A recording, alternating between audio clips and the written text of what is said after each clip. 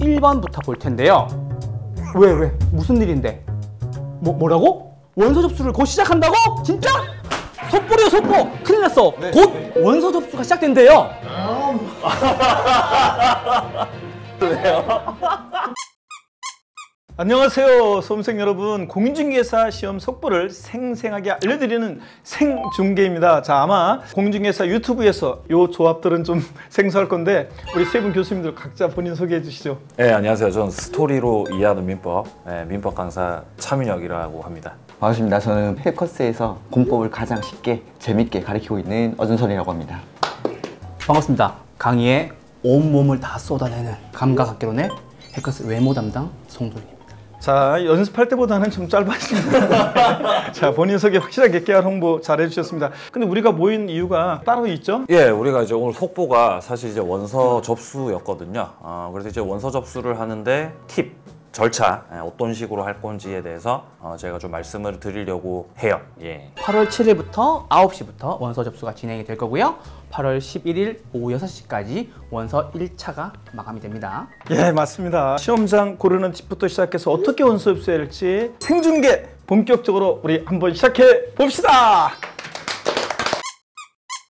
예, 자, 우선 원서 접수 응시료부터 좀 아셔야 되겠죠? 자, 1차는 13,700원이고요. 2차는 14,300원. 자, 동차는 28,000원입니다. 그 다음에 가장 중요한 게 이제 원서 접수 전에 먼저 회원 가입하고 회원 정보를 등록해 놓으시라고. 아침에는 서버도 많이 복잡하고 시간이 오래 걸리니까 미리 주말에 지금 영상을 보시는 시점에 회원 가입을 하시고 회원 정보를 등록을 해 놓으셔야 또 좋을 것 같습니다. IT 도사 차민혁 교수님께서 실연을 통해서 한번 보여드리도록 하겠습니다. 자, 소개해 주시죠, 교수님. 네, 자 그럼 이제 일단 큐넷에 들어가야 되겠죠? 큐넷에. 자, 그래서 검색을 하시는 거예요. 큐넷 공인중개사. 자, 그럼 이제 여기에 이제 큐넷 공인중개사 사이트가 있습니다. 접속을 하시고요. 자, 그 다음에 여기 보시면 이제 회원가입을 할 수 있어요. 여기서 이제 회원가입을 하시면 되겠죠. 저는 이제 회원가입을 해놨으니까 이제 로그인 할 겁니다. 지금 요 로그인 들어가는 거죠. 그리고 혹시나 이제 당황하면 좀 이렇게 손이 꼬이거나 접수가 좀 늦어질 수가 있거든요. 빈 메모장을 좀 꺼내 두셔가지고 본인의 아이디나 비밀번호 같은 것들을 이미 써두시고 하시면은 복사하기와 붙여넣기로 진행할 수 있다는 점도 말씀을 드릴게요. 자, 그럼 이제 로그인이 된 상태인데 여기서 여러분들이 위쪽에 개인정보 수정하는 데로 들어갑니다. 자, 들어가시면 이제 자신이 가입할 때 넣었던 여러 가지 이 정보들이 나오고 있는데 여기서 이제 주소하고 그 다음에 폰번호, 메일 주소 이런 것들 정확하게 들어갔는지 좀 꼼꼼하게 확인이 필요하겠죠. 자, 지금은 이제 회원가입만 해놨기 때문에 여기 지금 사진이 없거든요. 사진이 여기다가 사진을 미리 등록을 해 놓으시라는 겁니다. 왜냐면 사진을 등록을 안 해 놓으면 나중에 원서 접수를 못 하기 때문에 등록을 해 놔야 됩니다. 이렇게 띵 이렇게 넣는 거죠. 저 언제적 사진입니까? 이게 지금으로부터 이제 10년 전 제 이 사진 올라가면 학폭 논란이 있을 것 같은데. 아, 근데 실제로 이제 사진이 저렇게 10년 전, 20년 전하고 지금 현재하고 많이 달라져도 괜찮은 건가요? 아니요, 그렇지 않죠. 제가 몸소 보여드리겠습니다. 사진을 이런 느낌으로 찍으셔야 됩니다. 아시겠죠? 3.5cm, 4.5cm. 뭐라고요? 3.5, 4.5. 최근 6개월 내로 찍으셔야 되고요. 그래도 헷갈리시는 분들은 사진관에 가셔서 여권 사이즈로 찍어달라고 하시면 됩니다. 아시겠죠? 그리고 그 여권 사진을 찍은 사진을 파일을 다운 받으셔서 등록하시는 게 제일 쉽고 빠르고 편하실 겁니다. 아시겠죠? 4.5, 3.5. 아시겠죠? 근데 이거 사진 이거 뭐 바꿀 수 있는 건가요? 그러니까 지금 수험표에 있는 사진이 자격증에 들어간다고 착각하시는 분들이 있는데 나중에 합격을 하고 나서 개인정보 지금 하시는 개인정보 수정에 들어오셔가지고 사진을 바꾸시면 그 변경된 사진으로 자격증이 나오게 됩니다. 그러니까 자격증을 받을 때는 사진을 변경할 수 있으니까 수험표에는 최대한 자신을 알아볼 수 있는 거.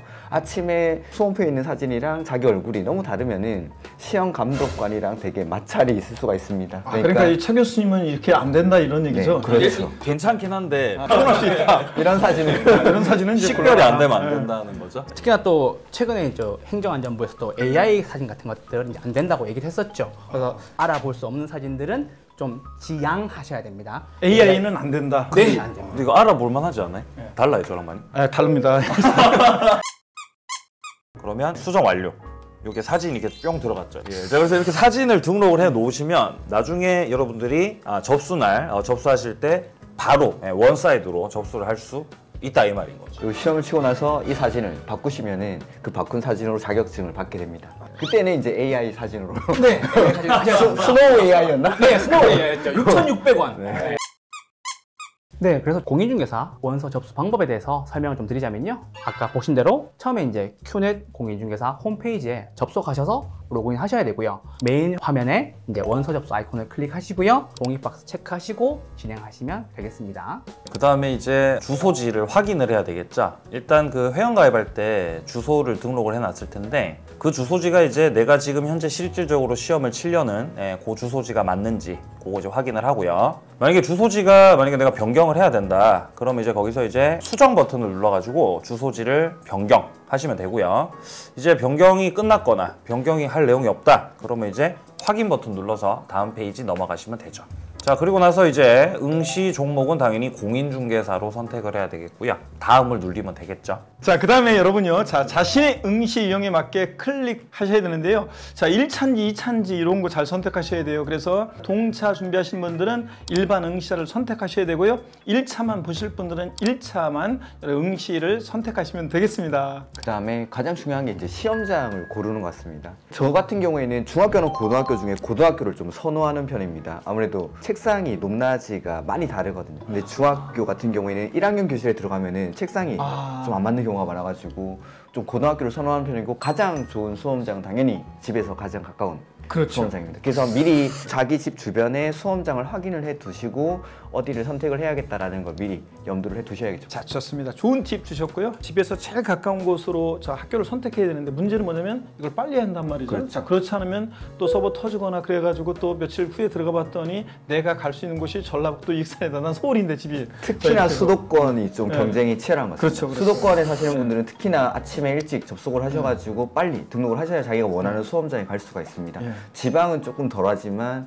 수도권은 정말 경쟁이 좀 치열합니다. 그리고 돈을 내야 시험을 마칠 수 있습니다. 결제를 하셔야 됩니다. 결제 안 하면 네, 저 여기까지 그렇죠. 한 개 더 네. 쓰고 되죠. 예. 결제를 하고 나면 이제 마무리가 되게 됩니다. 그래서 이제 수험표를 출력을 하시고 시험을 준비를 하시면 될 것 같습니다. 그 제가 재작년에 어떤 그 대구 수험생이 결제를 안 한 거예요. 결제를 안 하고 접수했다고 착각을 한 거예요. 망했다. 근데 시험 임박해서 그 사실을 알게 됐던 거죠. 그래가지고 이제 그 사람은 결국 응시하지 못했거든요. 그러니까 결제까지 완료가 돼야 접수가 끝난 겁니다, 여러분들. 결제를 잘 해야 한다. 네. 자, 근데 교수님 요즘 모바일 시대잖아요. 모바일로도 할 수 있다고 제가 들었는데 어떻게 할 수 있을까요? 큐넷에서 다른 자격증은 안 되는데 네. 이 공인중개사 시험만큼은 모바일로도 접수가 가능한 걸로 알고 있습니다. 그래서 핸드폰에서 큐넷 어플을 다운받으시고 로그인을 하시고 공인중개사 원서 접수란을 클릭을 하시면은 PC와 동일하게 이렇게 핸드폰으로도 원서 접수가 가능합니다. 작년 기준으로는 PC보다는 모바일이 훨씬 더 편했다라고 하시는 분들이 되게 많으니까 자기 상황에 맞게끔 핸드폰으로도 원서 접수가 가능하다는 점 알고 계시면 좋을 것 같습니다. 근데 이거 컴퓨터도 안 되고 핸드폰 어플도 안 되고 이런 분들 인터넷 접수 뭐 도우미 이런 것도 있다고 들었는데요. 네, 인터넷 접수 도우미 같은 경우에는 이제 한국산업인력공단의 지사를 찾아가셔가지고 가실 때 사진 기억나시죠? 네. 4.5, 3.5 그거 사진 가져가시고요. 그다음 두 번째. 네, 신분증 꼭 네. 챙겨가셔야 됩니다. 네. 그리고 마지막 현금 안 받습니다. 요즘 그런 시대가 아니에요. 아. 그래서 카드 가져가셔도 되고. 카드. 네. 그리고 땡땡페이 되고요. 네, 땡땡페이 다 됩니다. 아시겠죠? 그래서 그거를 우리는 전자결제수단이라고 해요. 아시겠죠? 네. 그리고 혹시나 이제 8월 7일부터 8월 11일까지 이제 접수를 못 하셨던 분들은 10월 12일 목요일 9시부터 10월 13일 저녁 6시까지 추가 접수를 하고 있으니까요. 반드시 그때도 접수를 하셔야 됩니다. 시간을 이기는 재능은 없고 노력을 배신하는 결과도 없다라는 게 제 좌우명입니다. 여러분들 원서 접수하고 나시면 마음가짐이 달라지실 거예요. 시간 확보 충분히 하셔서 공부 열심히 하시고요. 노력을 배신하는 결과는 없으니까요. 해당 노력이 반드시 10월 28일 날 빛을 발하실 겁니다. 너무 걱정하지 마시고 불안해하지 마시고 날씨 너무 더울 때 체력 안배 잘 하시면서 준비 잘 하셨으면 좋겠습니다. 공부는 지금부터입니다. 여러분들 해낼 수 있고요. 앞으로 업로드되는 생중계 계속 많이 관심 바랍니다. 여러분 망가부!